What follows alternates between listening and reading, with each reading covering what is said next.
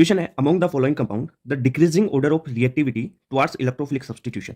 अब देखो electrophilic substitution की रिएक्टिविटी कैसे देखोगे। इलेक्ट्रोफिलिक सब्स्टिट्यूशन की रिएक्टिविटी डायरेक्टली प्रोपोर्शनल होगी बेंजीन बेंजीन रिंग पे आप इलेक्ट्रॉन डेंसिटी बढ़ाओ।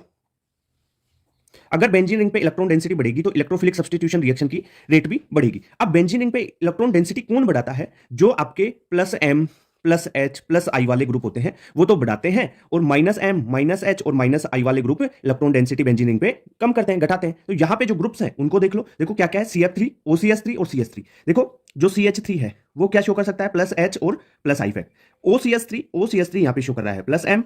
CF3 क्या शो कर रहा है, माइनस आई फैक्ट। और सेकंड पे तो कोई ग्रुप ही नहीं लगा हुआ है, तो प्लस वाले बढ़ाएंगे इलेक्ट्रॉन डेंसिटी और माइनस वाले घटाएंगे। ठीक है, अब एक चीज देख लो, डोमिनेंट क्या करता है, एम डोमिनेट करता है एच पे, एच डोमिनेट करता है आई पे। तो सबसे ज्यादा तो कौन सा हो गया, एम शो कर रहा है ना, OCS3 plus M.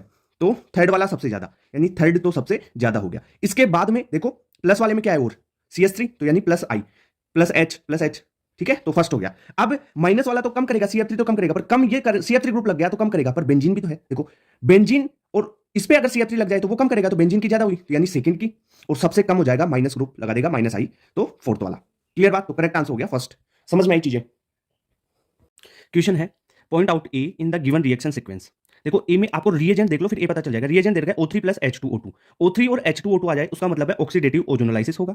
Oxidative ozonolysis होता कैसे है वो बताता हूं। डबल बॉन्ड है, आपको क्या करना है, सिंपल डबल बॉन्ड को तोड़ना है, दोनों तरफ ऑक्सीजन देना है। और ऑक्सीडेटिव है ना, तो कार्बन हाइड्रोजन बॉन्ड के बीच में भी आप ऑक्सीजन लगा दो, सिंपल है, कार्बन हाइड्रोजन बॉन्ड में। ठीक है, क्या बन गया देखो, RC डबल बॉन्ड O, ये वाला, इसके साथ में OH। ठीक है, प्लस एक बन गया आपका C, देखो डबल बॉन्ड O, OH और OH। अब देखो ये एक ही कार्बन पे दो OH है, यहां से क्या निकल जाएगा, एक ही कार्बन पे दो OH, तो देखो CO2 प्लस H2 में कन्वर्ट हो जाएगा। तो ये वाला पार्ट है ना, ये टूट के क्या दे देगा आपको, CO2 प्लस H2। ठीक है, सिंपल बात। ये तो हो गया मेन कॉन्सेप्ट। अब क्वेश्चन को सोल्व कर लेते हैं। देखो इसमें आप हीट एंड ट्रायल प्रोसेस से भी कर सकते हो। देखो अगर O3 H2O2 के साथ में रिएक्शन कराओ, यानी ऑक्सीडेटिव ओजोनाइसिस करवाओ, देखो तो आपको, और फिर हीट दो तो आपको CH3 COOH मिलना चाहिए। ठीक है, इतना सोचो, तो उसमें लगभग दो बॉन्ड होनी चाहिए ना भाई, दो दे रखा है मॉलिक्यूल्स, तो एक तो सिंगल वाला, ये तो होगा ही नहीं। ठीक है, इसको अपन ऐसे तोड़ सकते हैं, तो यहां पे भी नहीं बनेगा। देखो थर्ड वाले को तो ओपन करके देखो, ये थर्ड वाला पार्ट है, इसको देखोगे यहां पे डबल बॉन्ड, यहां पे डबल बॉन्ड। अब ऑक्सीडेटिव ओजोनोलाइसिस करवाओ, O3 प्लस H2O2 दे दिया, यहां से तोड़ो, यहां से तोड़ो, ऑक्सीजन ऑक्सीजन ऑक्सीजन ऑक्सीजन, तो क्या बन जाएगा, CH3, ये वाला COOH। ठीक है, ये COOH CH2। ठीक है, ये हो गया। अब क्या दे रखा है, हीट दे रखा है तुम्हारे को, हीट दे रखा है तो हीट दे दो, हीट है, डाइकार्बोक्सिलिक एसिड है, तो क्या निकाल देगा यहां से, ये CO2 रिमूव कर देगा, CO2 रिमूव कर दो, तो क्या बन जाएगा, CH2। दो मॉलिक्यूल बनेंगे ना इसका, एक तो ये नीचे वाला और एक ये ऊपर वाला, ये दो मॉलिक्यूल बन गए, यानी 2 बन जाएगा CH2, और एक ये H आ जाएगा तो CH3 हो जाएगा, है ना, CH3 COOH प्लस 2 CO2 निकल जाएंगे, 2 CO2, ये 2 मॉलिक्यूल है ना। ओके, तो करेक्ट आंसर हो जाएगा थर्ड। क्वेश्चन है among the following compound one which will not show keto enol tautomerism. अब देखो कीटोइनोल टोटोमेरिज्म के लिए जैसे कार्बन डबल बॉन्ड कार्बन, या आप एक सिस्टम ले लो, कोई भी XYZ से कार्बन CH3 CH2 या CH3 carbon double bond O, ये हाइड्रोजन ले लो। ठीक है, ऐसा सिस्टम है। अब इसमें आपको कीटोइनोल टोटोमेरिज्म देखनी है, तो आप कीटोइनोल टोटोमेरिज्म कैसे देखते हो कि जो अल्फा कार्बन है, अल्फा कार्बन आपका sp3 होना चाहिए जनरली, और अल्फा हाइड्रोजन प्रेजेंट होने चाहिए। कैसे होगा, यहां से एक हाइड्रोजन ऑक्सीजन के पास चला जाएगा, डबल बॉन्ड यहां पे, मैकेनिज्म अलग है, मैकेनिज्म से बता सकता हूं इसको, पर अभी शॉर्टकट में देख लो। तो क्या बन जाएगा, इससे फॉर्म हो जाता है आपका CH3, ये CH डबल बॉन्ड कार्बन, ये OH और ये आपका हाइड्रोजन। ठीक है, ये CH2 है ना, CH2। ओके, ऐसा ये कीटो फॉर्म था, ये बन गया आपके पास इनोल फॉर्म, ऐसा होता है। अब इसमें एक चीज और है, अगर आपके पास ब्रिज हेडेड कोई कार्बन हो जाए, ब्रिज हेडेड कार्बन देखो, जैसे ये है, यहां पे देख लो, ये लगा दिया मैंने बीच में, तो ये कार्बन ब्रिज हेडेड कार्बन है, और ये कार्बन ब्रिज हेडेड कार्बन है, ये दोनों ब्रिज हेडेड कार्बन है। और ब्रिज हेडेड कार्बन कभी भी sp2 हाइब्रिडाइज नहीं होगा, यानी इस पे ना तो पॉजिटिव चार्ज आएगा ना डबल बॉन्ड बनेगा। ठीक है, ना तो पॉजिटिव चार्ज आएगा ना डबल बॉन्ड बनेगा, इतनी बात क्लियर है। ये किसने बोला, ब्रेड्स ने, तो इसे आप ब्रेड्स रूल के नाम से जानते हो। यानी जो ब्रिज हेडेड कार्बन है ना, उस पे sp2 नहीं होना चाहिए, मतलब पॉजिटिव चार्ज या डबल बॉन्ड नहीं आना चाहिए। अब इन क्वेश्चंस को देख लो, यहां पे डबल बॉन्ड है, sp3 मिल गया, हाइड्रोजन भी है, तो ये तो कर जाएगा शो, ये भी कर जाएगा यहां से और यहां से। इसको देखो, ये यहां पे तो ब्रिज हेडेड है, पर यहां पे तो sp3 है और आपके पास हाइड्रोजन भी है, अल्फा हाइड्रोजन, तो ये भी कर जाएगा। यहां पे देखो, ये इस पे कोई भी अल्फा हाइड्रोजन नहीं है, अल्फा हाइड्रोजन यहां पर तो नहीं है, यहां पे अल्फा हाइड्रोजन है, बट ये तो कौन सा है, ब्रिज हेडेड। तो यहां पे ब्रिज हेडेड कार्बन पे क्या करोगे, ये डबल बॉन्ड यहां पे लाओगे तो डबल बॉन्ड यहां पे बनेगा ना, तो ऐसा तो हो ही नहीं सकता। तो कौन शो नहीं कर रहा है, सेकंड वाला, क्यों, यहां पे ब्रेड्स रूल का वायलेशन हो गया। क्लियर बात? तो ब्रेड्स रूल एक बार पता होना चाहिए आपको। ओके। क्वेश्चन है the IUPAC name of compound. अब आपको देखो कंपाउंड को पहले तो देखो कैसा सिस्टम दे रखा है, कौन सा आपको फंक्शनल ग्रुप है। देखो यहाँ पे C double bond O N वाला है, यानी ये होता है कार्बोक्सामाइड। ठीक है, कार्बोक्सामाइड। अब कार्बोक्सामाइड आपको सफिक्स यूज करना है। ठीक है सर, ये एक चीज तो पता चल गई। अब देखो इसमें नाम कैसे लिखते हैं कि जो नाइट्रोजन से जुड़ा हुआ आपको है उसके प्रीफिक्स लिखोगे आप। कोई सा भी सब्सटेंस जुड़ा हुआ है, जैसे CH3 जुड़ा हुआ है तो उसको पहले लिखोगे। तो यहाँ पे नाम क्या होगा, एन, एन दो बार जुड़ा हुआ ना, तो क्या लिखोगे, डाई मिथाइल। दो बार CH3 जुड़ा हुआ है, CH3 के लिए मिथाइल यूज करोगे। अब आगे देखो कार्बन से क्या जुड़ा हुआ है, एक रिंग जुड़ी हुई है, कौन सी, 3 कार्बन की। तो 3 कार्बन की रिंग को क्या बोलोगे, साइक्लोप्रोपेन। ओके, अब C double bond O N वाला सिस्टम यही तो बचा है। अब लिख दो सफिक्स, तो कार्बोक्सामाइड। ठीक है, तो नाम क्या हो जाएगा, N N dimethyl cyclopropane carboxamide. तो कौन सा है देखो, थर्ड वाला करेक्ट हो जाएगा, N N dimethyl cyclopropane carboxamide. Clear. Question है a graph plotted between the molar conductivity of the various electrolyte NaCl, HCl and NH4OH and root of concentration। ठीक है, आपको करेक्ट सीक्वेंस बतानी है इस ग्राफ की कि फर्स्ट क्या होगा, सेकंड क्या होगा और थर्ड क्या होगा। आपने एक चीज पढ़ा होगा कि मोलर कंडक्टिविटी और रूट सी का ग्राफ। देखो एक तो स्ट्रॉन्ग इलेक्ट्रोलाइट और एक वीक इलेक्ट्रोलाइट के लिए पढ़ते हैं आप। स्ट्रॉन्ग इलेक्ट्रोलाइट, एसी का मतलब स्ट्रॉन्ग इलेक्ट्रोलाइट। इसमें आप मोलर कंडक्टिविटी और रूट सी का ग्राफ पढ़ते हैं। तो स्ट्रॉन्ग जो इलेक्ट्रोलाइट होगा ना उसके लिए तो लीनियर वेरिएशन होगा। ठीक है, लीनियर। अगर वीक इलेक्ट्रोलाइट के लिए जो ग्राफ होगा एनसीईआरटी में दे रखा है, आप देखोगे तो मोलर कंडक्टिविटी और रूट सी के बीच में अगर ग्राफ देखोगे तो वो नॉन लीनियर कुछ इस टाइप का आएगा। ठीक है, तो यहां से एक तो पता चल रहा है कि जो थर्ड है ना वो वीक इलेक्ट्रोलाइट है। अब वीक इलेक्ट्रोलाइट इनमें से कौन सा, देखो आपको ये भी पता होना चाहिए कि स्ट्रॉन्ग इलेक्ट्रोलाइट कौन सा है, वीक इलेक्ट्रोलाइट कौन से, वो मैंने बता रखे हैं आपको। ठीक है, ट्रिक से। तो NH4OH ये है वीक इलेक्ट्रोलाइट और NaCl और HCl है स्ट्रॉन्ग इलेक्ट्रोलाइट। तो NH4OH का तो थर्ड वाला हो गया, तो थर्ड वाला NH4OH का हो गया। अब सर फर्स्ट वाले की ज्यादा है मोलर कंडक्टिविटी और सेकंड वाले की कम है, तो फर्स्ट वाला ज्यादा वाला कौन सा होगा, जो HCl है। देखो यहाँ पे कॉन्सेप्ट ग्रोथर्स का जो जंपिंग वाला लो है वो लग जाएगा कि जो H प्लस है ग्रोथर्स इफेक्ट्स के कारण ये जंपिंग करता है, और एक आपका NaCl है ना वहां से Na प्लस होगा। तो जो H प्लस है उसकी कंडक्टिविटी ज्यादा होगी ग्रोथर्स इफेक्ट के कारण, ये जंपिंग करके कंडक्टिविटी बढ़ा लेता है। कौन, H प्लस। इस कारण HCl फर्स्ट होगा। ये फर्स्ट कौन सा होगा, HCl, सेकंड हो जाएगा NaCl। तो सबसे ज्यादा होगी HCl की, फिर NaCl उससे कम, और सबसे कम NH4OH। ठीक है, तो करेक्ट आंसर हो गया सेकंड। कॉन्सेप्ट समझ में आया।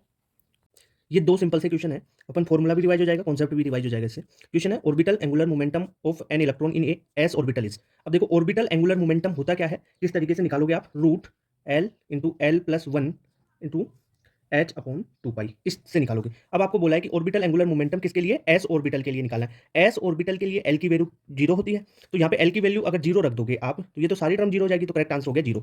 नेक्स्ट क्वेश्चन है calcium carbide on treating with water product. ठीक है, कैल्शियम कार्बाइड है CaC2 प्लस आपने 2H2O डाल दिया इसमें, तो क्या बनेगा, calcium hydroxide OH whole twice है ना, साथ में इथाइन गैस C2H2, और ये इथाइन गैस इंपॉर्टेंट होती है, ये यही पूछा जाता है। इथाइन गैस यानी CH ट्रिपल बॉन्ड CH का फॉर्मेशन हो गया C2H2, तो करेक्ट आंसर हो गया सेकंड इसका।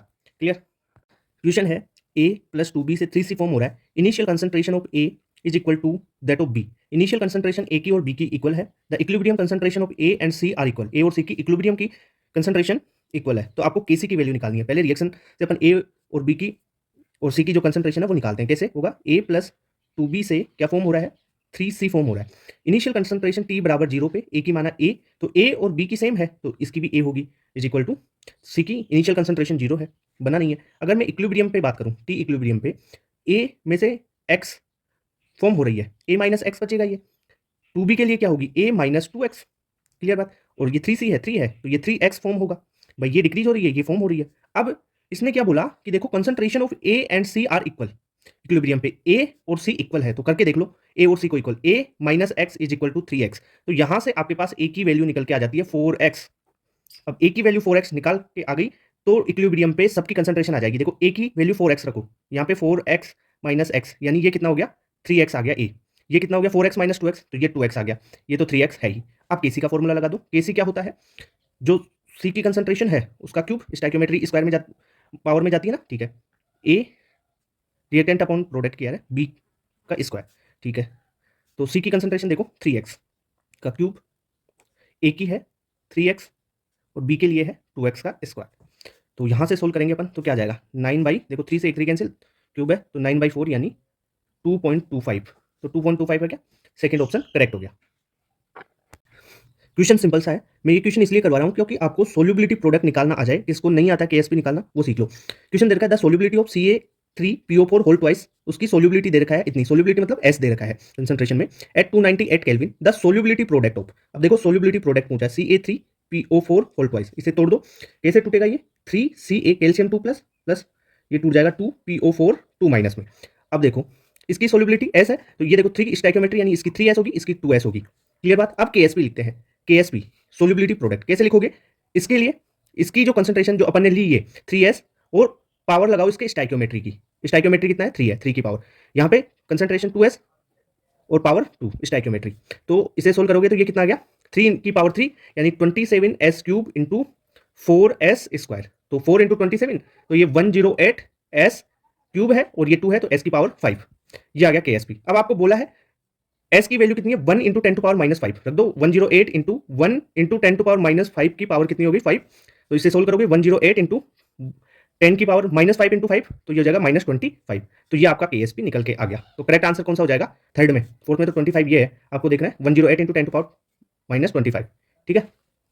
क्वेश्चन है देखो, which of the following change in conditions will lead to the maximum decomposition of P2Q। यानी ये रिएक्शन फॉरवर्ड होनी चाहिए। इसका डिकम्पोजिशन का मतलब फॉरवर्ड रिएक्शन होनी चाहिए। अब टेम्परेचर और प्रेशर का इफेक्ट पूछा है, तो एक चीज देखो, ऐसी चीज है टेम्परेचर प्रेशर, ये ली चैटरलियर का जो प्रिंसिपल है उससे समझते हैं। तो इस रिएक्शन में हो क्या रहा है? डेल्टा H पॉजिटिव, मतलब रिएक्शन क्या है? एंडोथर्मिक। और एंडोथर्मिक रिएक्शन में आप टेम्परेचर बढ़ाओगे ना, टेम्परेचर बढ़ाओगे तो रिएक्शन किधर जाएगी? रिएक्शन जाएगी फॉरवर्ड। फॉरवर्ड। तो फॉरवर्ड में क्या होगा? मैक्सिमम डिकम्पोजिशन हो रहा है, टूट रहा है, फॉरवर्ड जाएगा तभी तो टेम्परेचर तो बढ़ेगा, टेम्परेचर बढ़ाओगे तभी डिकम्पोजिशन मैक्सिमम होगा। तो देखो यहाँ पे इसमें देख लो इंक्रीजिंग टेम्परेचर। और प्रेशर के लिए क्या देखोगे? प्रेशर के लिए आप देखते हो गैसियस मोल्स। गैसियस मोल्स देखो, इधर 2 + 1 3 है, और इधर 2 है।